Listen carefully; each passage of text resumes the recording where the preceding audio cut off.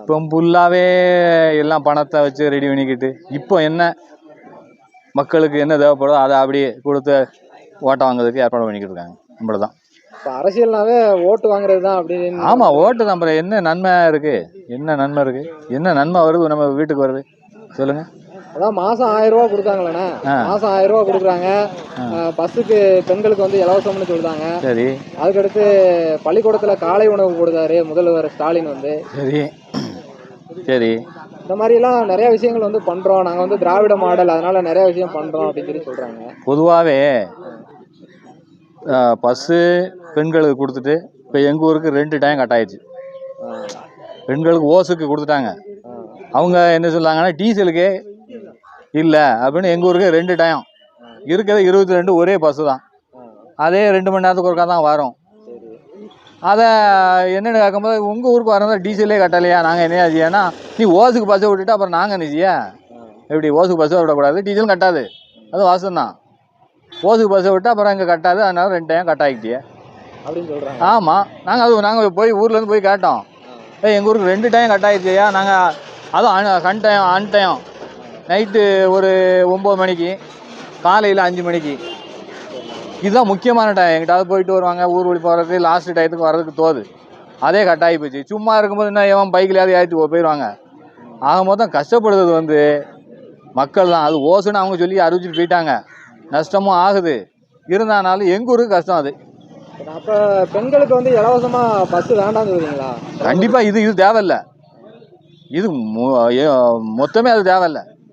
அப்போ உங்கள் ஊருக்கு பஸ் விட்டா போதும், நாங்கள் பணம் கொடுத்தே போய்க்கிட்டு தான். ஆமாம், அதுக்கு என்ன செய்ய. இப்போ அந்த பஸ்ஸு போனால் அப்புறம் இப்போ 200 ரூபா கொடுத்தது இல்லை ஆட்டோவில் போகுது ஆளுங்க, அந்த பஸ்ஸு தான் போயிருதுல. ஆமாம், 2 டயத்துக்கு பஸ் இல்லை, அப்போ ஒரு 5-6 ஆள் சேருது, 200 ரூபா கொடுத்தா போகுது. ஏன் இது நீ கூட 10 ரூபா 15 ரூபாய் ஆகிட்டியா, ஒரு டிக்கெட் 15 ரூபானாலும் ஆகிக்கும். 15 ரூபாயோட முடிஞ்சிருதான். 15 ரூபாய் எங்கே, 200 ரூபா எங்கே? நீங்கள் என்ன சொல்கிறீங்கன்னா மொதல் பஸ் விடுங்க, நாங்கள் பணத்தை கொடுத்தே போய்க்கிட்டு தான் போய்க்கிட்டோம். வேண்டாம், இலவசத்தை கொடுத்து தானே குட்டி டீச்சர் ஆகிட்டிய. 1000 நீங்கள் எத்தனை மாதம் வாங்கிருக்கீங்க சொல்லுங்க பார்ப்போம். இந்த தேர்தல் முடியட்டும், இந்த தேர்தல் மட்டும் முடியட்டும், இந்த தேர்தல் மட்டும் முடியட்டும்யா. அது வேண்டாம், ஓசே போடக்கூடாது. என்ன பொறுத்தளவில் ஓசுங்கிறது இருக்கக்கூடாது. உழைக்கணும், சாப்பிடணும். அதுக்கு நான் வேற ஒன்றும் இல்லை, நான் நெல் எடுத்து போட்டிருக்கேன். இத்தனை நாள் அண்ணா வர அண்ணா வராமலாம், இப்போ கடைசியில் வியாபாரி அழகானோம். உயர்த்தலாம். கல்வி கொடுங்க, மக்களுக்கு ஊக்குவிங்க. பாடத்திட்டத்தில் அதுக்கு ஒரு ஏன்னா எது கொடுங்க கண்டிப்பா. ஆமாம், தண்ணி கொடுங்க, விளக்க கொடுங்க. என்ன இப்படியெல்லாம் இருக்கு. ஓசுக்கு நீங்கள் துட்ட நீங்கள் சொன்ன ஒரு 200 ரூபா நீங்கள் 1000 ரூபா கொடுத்தா உடனே அது பின்னால ஒரு அரசாங்கம் எங்க இருந்து கொடுக்கும்? ஏன்னா பூரா நம்மகிட்ட அரிச்சதான். இப்போ வேற ஒன்றும் இல்லை. இபி கூட்டியிருக்கு, யாரை கட்டு கூட்டினிய? நீங்களா கூட்டிக்கிட்டிய? இல்லைண்ணா, மின்சார வாரியம் வந்து 1,60,000 கோடி நஷ்டத்தில் போகுது. எதுக்கு போகுது? எதுக்கு போகுதுன்னா நஷ்டத்துல போகுதுண்ணா.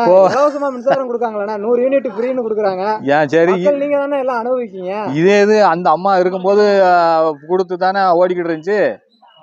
அந்த அப்பமெல்லாம் அந்த கோடி கடன் இல்லைங்களா? அப்போ இருந்ததுண்ணா. இப்போ தமிழ்நாட்டோட கடன் வந்து 8,60,000 கோடிக்கு மேல இருக்குண்ணா. சரி, ஓசு கொடுத்தா வரத்தான் செய்யும். அப்ப நீங்க இலவச பஸ் வேணான்றீங்க? வேண்டாம், ஒன்றும் வேண்டாம். அப்ப வேணாம் உங்களுக்கு இலவசம் வேண்டாம். மாசம் 1000 ரூபாய் பணம் வேண்டாமா? அது வேண்டாம். முதியோருக்கு அது ஆமா ஓய்வு 60 வயசு மேல, அதனால அதுக்கு செலவுக்கு வேணும். அதை பத்தி பிரச்சனை இல்லை. பெண்களுக்கு மாசம் 1000 ரூபாய் வேண்டான்றீங்க? வேண்டாம், அதை உழைக்க இல்லை, அவன் 300 ரூபாய்க்கு வேலையை போறாள்ல. அப்ப 1000 ரூபாயும் வேண்டான்றீங்க? 1000 ரூபாய் வேண்டாம். வேண்டாம், இலவசம் பசு முதல்ல எங்க ஊருக்கு வேண்டாம் சாமி. இப்போ நாங்க 200 ரூபா எடுத்து போறோம். ஒரு 10 ரூபா இல்லை 15 ரூபாயில போகக்கூடியது 200 ரூபா எடுத்து போய்கிட்டு இருக்கோம். அப்போ உங்க ஊரு தென்காசி மாவட்டம் சிவகிரி தாலுகாவில் உள்ள கூடலூர் கிராமத்துல வந்து பஸ் மட்டும் விட்டாவே போதும்ன்றீங்க? பஸ் மட்டும் விட்டாலே போதும். இப்போ எத்தனை தடவை பஸ் விடுறாங்க, எத்தனை முறை வருது? அது நம்ம 22 தான். அது அங்கிட்டு நீங்க அது வாழ்ந்து போயிடும். 22 காலையில் 5:30க்கு வரும். அது பிறகு 10 அது பிறகு 2 அதான் 2 அது பிறகு 4 அது பிறகு 8 4 5 டைம் வருது. 4 டயத்தில் 2 டைம் கட் ஆயிடுச்சுலையா? ஆமாம், அப்போ 6 டைம் வந்துச்சு, 2 டைம் கட் ஆயிடுச்சு. அதான் 2 டைம் கட் ஆயிடுச்சு. ஆமாம், அந்த இலவச பஸ்ன்னு சொன்ன உடனே 2 டைம் வரத கட் பண்ணி என்னன்னு கேட்கும்போது அவங்க இந்த விவரத்தை சொல்லாங்க. நாங்கள் இங்கேருந்து போகிறோம், வேற ஒன்றும் இல்லை, வெறும் பொம்பளை ஆளாக தான் போகுது. நாங்கள் இந்த இப்போ ஆம்பளை நம்ம 100 ரூபா வச்சுருப்போம். அது கேட்கும்போது, ஐயா இந்த 100 ரூபாயை பார்த்து எத்தனை மாதம் ஆச்சு, நீ கீழே இறங்கிக்கோ, எங்கிட்ட சில்லற இல்லைங்க. டிரைவரே சொல்லலாம், இந்த கண்டக்டர், இந்த 100 ரூபாயை நான் எங்கே சில்லற மாட்டேன், 10 ரூபா இருந்தால் யாருங்க சாமி இல்லாட்ட போங்க அப்படிங்க. மருத்துவமனை அதுதான் நடக்கல, உங்களுக்கு முன்னால் என்ன இடிஞ்சு போய் கிடக்கு. ஆமாம், என்ன நடக்கு பாருங்க, கட்டமண்ணா கிடக்கு. ஆமாம், இதுவும் நாங்களாம் கலெக்டர்லேருந்து எல்லாத்துக்கும் அனுப்பிச்சி விட்டோம். இப்போ கலெக்டரும் பார்த்துட்டு போயிட்டாரு, அவரையும் மாற்றிட்டாங்க பாவத்தை. இது வந்து ஆரம்ப சுகாதாரம். இது முன்னால உள்ளது. இப்போ இந்த இவன் நம்ம அவன் பேர் என்ன பேர், அந்த பையன் பேர், அவன் வரைக்கும் இருந்தாங்கல்ல, ராசிகர் இருந்தாங்கல்ல, 5 ஆமாம், அது ஓடு மழைக்கு இடிஞ்சிருச்சு, மழைக்கு இடிஞ்சிருச்சியா? இல்லை அவர் இந்த ஹாஸ்பிட்டல் வந்து இது கூலிங் செட் போட்டிருந்தாங்க, அது காற்றுல பிடிங்கிருச்சு. காற்றுல பிடிங்கிருச்சு. மருத்துவமனை தேவைன்னு சொல்றீங்க? கண்டிப்பா மருத்துவமனை தேவை. பஸ் பஸ் கூட தேவையில்லை, பஸ் வேணும், இந்த பஸ் வேணும். வந்த பஸ்ஸே நின்று வச்சு, பஸ் எங்களுக்கு வேண்டாம். இந்த ராஜநிலையத்தில் 2 பஸ் விட்டாங்க, அதுவும் நின்று வச்சு. எல்லாம் இந்த பஸ்னால தான் டீசல் கட்டலைன்னு அங்கே நாங்கள் நிப்பாட்டிட்டு. இப்போ நம்ம வாசேநல்லூர் சட்டமன்ற தொகுதியோட எம்எல்ஏ யாருன்னு தெரியுமாண்ணா? இப்போ இருக்கதா? இப்போ இருக்குது திருமலைக்குமார். அதான் திருமலைக்குமார். ஆமா, அவர்கிட்ட நீங்க ஏதாவது சொல்ல, இதை பத்தி கோரிக்கை எதுவும் வச்சீங்களா? கலெக்டர்கிட்டே சொல்லியாச்சு. நம்ம மனு கொடுத்தோம்னா குண்டி கடியில போட்டு கொடுவோம். அதெல்லாம் மனு எல்லாம் போய் எடுக்க மாட்டான் தம்பி, ஒரு வேலை எடுக்க மாட்டான். நம்ம பகுதி எம்எல்ஏ, நீங்களாம் ஓட்டு போட்டுருக்கீங்க. ஓட்டு எம்எல்ஏ நினைச்சா என்ன வேணாலும் பண்ணலாம் தம்பி.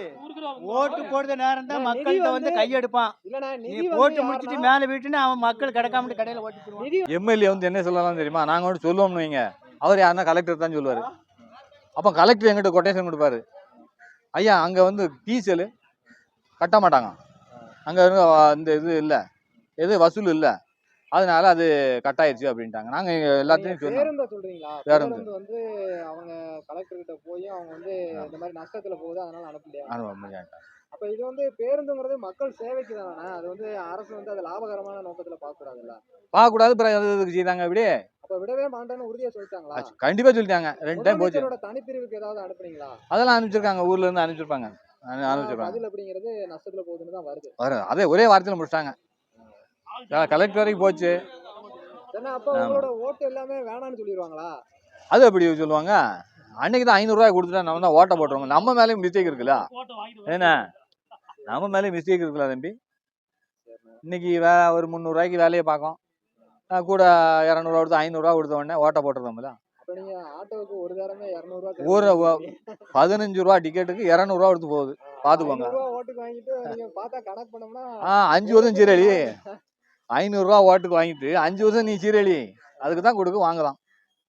ஆமா, மாவட்ட ஆட்சியரும் கண்டுக்கிடல, எம்எல்ஏவும் கண்டுக்கிட மாட்டாங்க, அப்படியே விட்டுறாங்க. அதான் அவங்க அந்த குறைய அதை மாத்திட்டாங்கல்ல, அது மேலிடம். இல்லனா இப்ப சட்டம் ஒரு எம்எல்ஏ நினைச்சா முதலமைச்சரோட கவனத்துக்கு கொண்டு போகலாம். ஆமா, கொண்டு போகலாம்.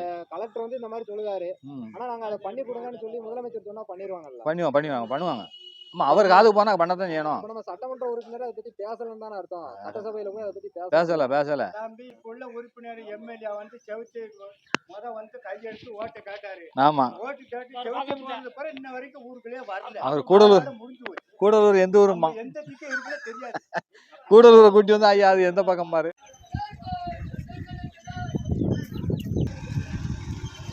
இந்த அரசு துணை சுகாதார நிலையத்துல தான் கூடலூர், சங்குபுரம், மேட்டுப்பட்டி, கோடாங்கிப்பட்டி, வேலாயுதபுரம் இந்த பகுதிகளெல்லாம் இருந்து வந்து தடுப்பூசி போடக்கூடிய இடம் எல்லாமே இதுதான். இது வந்து இந்த கண்டிஷனில் இருக்குது. இதனால் மக்கள் வந்து ரொம்ப அவதிப்பட்டுக்கிட்டு இருக்காங்க. அதனால் வந்து அரசு வந்து இதனை வந்து கருத்தில் எடுத்துக்கொண்டு உடனடியாக அந்த துணை சுகாதார நிலையத்தை வந்து சரி செய்து கொடுக்கணும். அப்போ தான் அந்த கிராமத்து மக்கள் அதுபோல் இதை சுற்றி இருக்கக்கூடிய கிராம மக்களுக்கு வந்து பயனாக இருக்கும். ஏன் அப்படின்னா உயிர் காக்கக்கூடிய மருத்துவத்தை தரமாக கொடுக்க வேண்டியது அரசினுடைய கடமை. நன்றி, வணக்கம்.